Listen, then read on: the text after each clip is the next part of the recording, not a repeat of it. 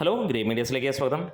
Lucky ഭാസ്കറിൻ്റെ കഥ വീണ്ടും തുടരുക തന്നെയാണ്. 39-ാം ദിവസത്തിലാണ് സിനിമ ഓടുന്നത്. എന്തുകൊണ്ട് ഒരു വീഡിയോ ചെയ്യുന്നു എന്ന് പറഞ്ഞാൽ അതിന് മുമ്പ് ചാനൽ ഒന്ന് സബ്സ്ക്രൈബ് ചെയ്യുന്ന കാര്യം പരിഗണിക്കണമെന്ന് അഭ്യർത്ഥിക്കുകയാണ്. വേറെ ഒന്നുമല്ല, തമിഴ്നാട്ടിലെ കളക്ഷൻ കാണുമ്പോൾ വേറെ ഒരു രക്ഷയുമില്ല. ഇന്ന് അതിൻ്റെ ഒരു കാര്യം കാണിച്ചു തരാം. വേറെ ഒന്നുമില്ല, ബുക്ക് മൈ ഷോ എന്നെടുത്ത് നോക്കുകയാണെങ്കിൽ ഏകദേശം 40ഓളം ഷോകളാണ് നമുക്കിപ്പോൾ ഈവനിങ് ആയിട്ട് കിട്ടിയേക്കുന്ന. ഏകദേശം 18-19ഓളം ഷോയാണ്. അതിനകത്തിൽ ഒന്നല്ല 2 ഷോകളാണ് ഗ്രീൻ ഉള്ളത്, ബാക്കിയെല്ലാം ഓറഞ്ചും. അതിനിടയിൽ ഉച്ചയ്ക്കുള്ള 2 മണിയുടെ ഷോ ഹൗസ്ഫുള്ളുമായിരിക്കുന്നു എന്നുള്ളതാണ്. അതായത് തമിഴ്നാട്ടിൽ ചെന്നൈയിൽ മാത്രമുള്ള കാര്യമാണ്. തമിഴ്നാട്ടിൽ 100-ലധികം തിയേറ്ററുകളാണ് സിനിമ ഇപ്പോഴും ഓടുന്നത്.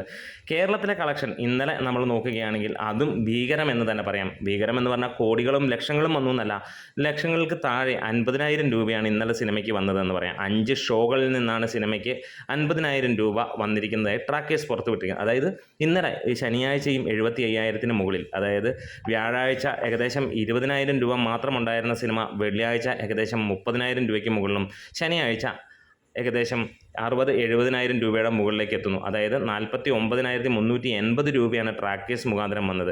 ഏറെക്കുറെ 60,000-70,000 രൂപയാണ് സിനിമയ്ക്ക് വന്നത്. കേരള കളക്ഷൻ 25 കോടി ഇതുവരെ ടച്ച് ചെയ്തിട്ടില്ല. ഏകദേശം കൂടി വന്നാൽ ഒരു 50,000 അല്ലെങ്കിൽ 60,000 രൂപയുടെയൊക്കെ ഡിഫറൻസ് കാണും, അത്രയും ഉണ്ടാവുകയുള്ളൂ. തമിഴ്നാട്ടിൽ 25 കോടിയും കടന്നിരിക്കുന്നു. ആദ്യഘട്ടത്തിൽ നമ്മൾ കണ്ടതാണ്, കേരളത്തിൽ നിന്ന് ഭീകര കളക്ഷൻ ആയപ്പോൾ വെറും 75 ഷോകൾ മാത്രമായിരുന്നു തമിഴ്നാട്ടിലുണ്ടായിരുന്നെങ്കിൽ പിന്നീട് 1000 ഷോയിലേക്ക് അത് മാറുന്ന കാര്യവും.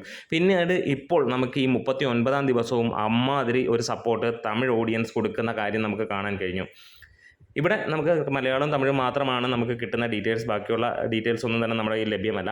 എന്താണേലും ലക്കി ഭാസ്കർ OTTയിൽ ഇറങ്ങിയിട്ടും നല്ല ലെവലിലുള്ള ഒരു കളക്ഷൻ മെയിൻറ്റെയിൻ ചെയ്യാൻ പോകുന്നു. അത് കളക്ഷൻ്റെ കാര്യമല്ല, ക്വാളിറ്റിയുള്ള ഒരു സിനിമ ഇറങ്ങുമ്പോൾ ക്വാളിറ്റി ആയിട്ട് ആളുകൾ അത് കാണാൻ ശ്രമിക്കുമ്പോൾ അവർക്കത് തിയേറ്ററിൽ കാണേണ്ടി വരും. ഇതിനകത്തിൽ തന്നെ കണ്ടിരിക്കുന്ന പലരും OTTയിൽ പോയി കണ്ടിട്ട് തന്നെയായിരിക്കാം ഈ സിനിമ. ഒരു നല്ല ഭാഗവും അങ്ങനെയാണ്. കാരണം അത് അങ്ങനെ ഒരു സ്റ്റഫുണ്ട്. അതായത് ശരിക്കും പറഞ്ഞാൽ മലയാളത്തിലുള്ള ഒരുപാട് പേർ കണ്ടിട്ട് OTTയിൽ കണ്ടിട്ട് പറഞ്ഞൊരു കാര്യമാണ്. ആദ്യം ഈ ഒരു തെലുങ്ക് സിനിമ എന്നുള്ളത് കൊണ്ട് തന്നെ ഒരുപാട് പേർ കണ്ടില്ല. നല്ല സിനിമയാണെന്ന് എല്ലാവരും വിധി എഴുതിയ ഈ ഒരു സിനിമ ഇന്ന് OTTയിൽ കണ്ടിട്ട് നമുക്കറിയാവുന്ന ഒരുപാട് നേരെ തിയേറ്ററിൽ പോയി കാണുന്നുണ്ട് എന്നുള്ളതാണ്. എന്തായാലും തരംഗം എന്ന് പറഞ്ഞാൽ ഒരു രക്ഷയുമില്ല. കാരണം നല്ല ഗുഡ് ക്വാളിറ്റി സ്റ്റഫ് എന്ന് തന്നെയാണ് ഈ സിനിമയെ വിശേഷിപ്പിക്കാനുള്ളത്. തെലുങ്കിൽ നിന്നിറങ്ങിയ നല്ല മാന്യമായിട്ടുള്ള ഗംഭീര പടം എന്ന് തന്നെയാണ് ഇതിനെ പറയാനുള്ളത്.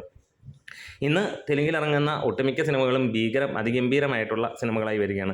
ലക്കി ഭാസ്കറിൻ്റെ പൂർണ്ണമായും വിജയത്തിൻ്റെ ഹൈലൈറ്റ് അത് ദുൽഖറിന് തന്നെയാണ്. കാരണം ദുൽഖറിൻ്റെ സ്റ്റാർഡം തന്നെയാണ് അവിടെ ഈ ഒരു സിനിമയെ കൊണ്ടുവന്നെങ്കിൽ തമിഴ്നാട്ടിലും നമുക്ക് കാണാൻ കഴിയുന്ന അത് തന്നെയാണ്. മികച്ച സിനിമ കൂടി അതിൻ്റെ കൂടെ എത്തുകയും എല്ലാവരുടെയും പ്രകടനവും സംവിധാനവും കഥയും എല്ലാം അതിന് മുകളിലേക്ക് നിൽക്കുമ്പോൾ ഒരു കാര്യം മനസ്സിലാക്കുന്നു, DQ എന്ന ബ്രാൻഡ് ഒരു പാൻ ഇന്ത്യൻ സ്റ്റഫ് തന്നെയാണ്. ഒരുപക്ഷെ മലയാളിക്ക് മാത്രം എവിടെയൊക്കെയോ പുച്ഛം, മലയാളി ആരെയൊക്കെ പുച്ഛിക്കുന്നു അല്ലെങ്കിൽ എവിടെയൊക്കെ പുച്ഛം കാണിക്കുന്നു അവരൊക്കെ വലിയ രീതിയിലേക്ക് പോകുന്നു. പുഷ്പ തന്നെ ഏകദേശം അതിൻ്റെ ഒരു ഉദാഹരണമാണ്. പുഷ്പ ഇവിടെയുള്ളവർ പുച്ഛിച്ചപ്പോൾ ഇവിടെയുള്ള വെറും ചവറ് പടത്തിന് 100 കോടി കിട്ടിയെന്നും പറഞ്ഞ് കൈയിട്ടടിക്കുന്ന എത്രയോ പേരുണ്ട് എന്ന് ആലോചിച്ച് നോക്കുക.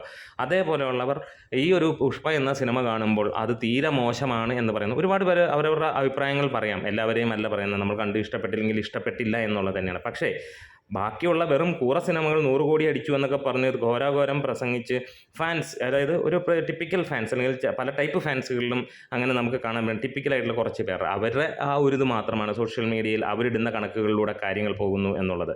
ഇവിടെ നമുക്കെടുത്ത് പറയാം, വീണ്ടും ലക്കി ഭാസ്കറിലേക്ക് എത്തുമ്പോൾ ലക്കി ഭാസ്കർ ഒരു ഭീകര വിജയത്തിലേക്ക് എത്തിയിരിക്കുന്നു. 150 കോടി ടച്ച് ചെയ്യുമോ എന്നുള്ളൊരു ചോദ്യത്തിന് ഒരിക്കലും എത്താനൊന്നും പോകുന്നില്ല. 130-132 കോടിയൊക്കെ എത്തുമായിരിക്കാം. കാരണം അതിന് മുമ്പ് OTTയിൽ എത്തിയത് കൊണ്ട് തന്നെ. അല്ലെങ്കിൽ തീർച്ചയായും ഈ സിനിമ 150 കോടി കടന്നേനെ. നമ്മുടെ വീഡിയോസ് ഇഷ്ടമായി സപ്പോർട്ട് ചെയ്തുതരാം. ലക്കി ഭാസ്കർ ഈ അടുത്ത് കണ്ടവർ അല്ലെങ്കിൽ ഈ ദിവസങ്ങളിൽ കണ്ടവർ ഒന്ന് പറയാം. നമ്മുടെ വീഡിയോസ് ഇഷ്ടമായാൽ ഒരിക്കൽ കൂടെ ഒന്ന് അനുവാദം ചോദിച്ചുകൊണ്ട് ചോദിക്കുന്നു, ഒന്ന് സബ്സ്ക്രൈബ് ചെയ്ത് തരണമെന്ന് അഭ്യർത്ഥിക്കുകയും ചെയ്യുന്നു.